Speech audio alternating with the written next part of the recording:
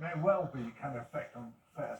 I think the most important thing is that Hi there, this was live special Huawei cost of running the railways, and it can do so Labour by Party plan, integrating the system much more. So nationalised bringing UK track 24. and infrastructure together, that will make some savings, which in turn could be passed on to the passengers. And I think, yes, as Ben said, it might take a little bit of time to do that, but there are quick wins they can do. They can, for example, set a different kind of level of fares rises. They can say, right, we're not going to have these heavy fares rises.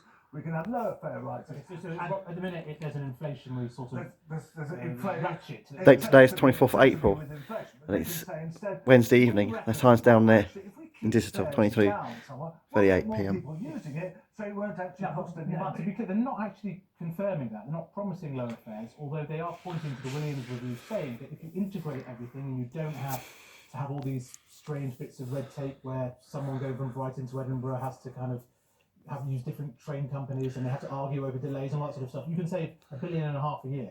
You back that number? Certainly that's a number that I've heard, and that does sound quite reasonable. Users will want that off their fares.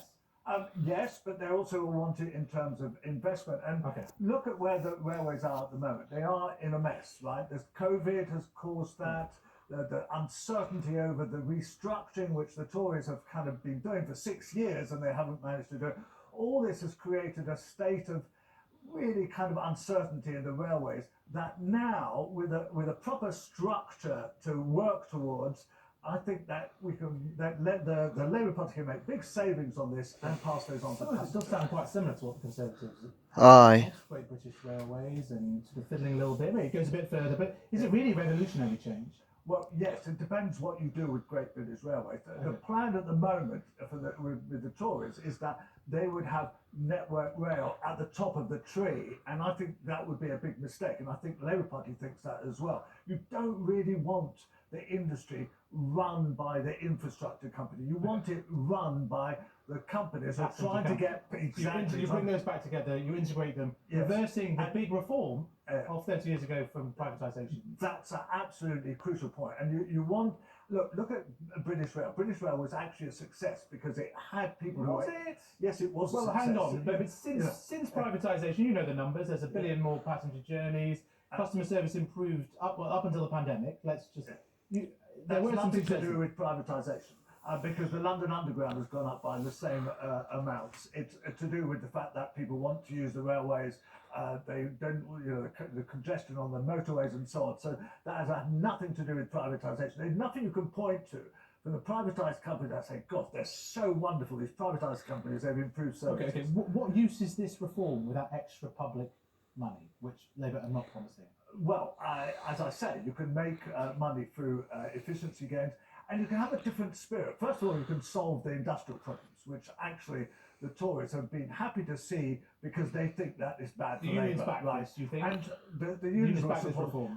And the Tories have tried to tie some very difficult reforms of working practices to pay rises. And actually, Labour can do away with that straight away, offer them a reasonable pay rise, nothing like inflation over the last 5 years. Is that where the $1.5 billion is going to go? No, some of it will go on that, but that will actually improve morale in the industry and make services better. And that's really important. The railways are people business.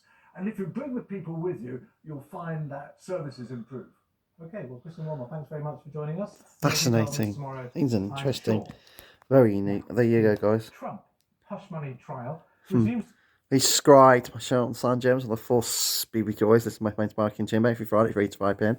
ITF Friday thing, Sorry Hill Radio. Nation Shots, go to listen to. And it's my friend Shane for the years every Friday, 10 a.m. to 12 p.m. Listening to Lou every Friday, live on the Sorry Hills Radio Show every Friday. And this is my friend John on the Lower Show every Sunday at 9 to 12 and live on the Wake Radio Show every Sunday at 9 to 12. Please subscribe to San James. My baby. Watch this video. Bye, everyone.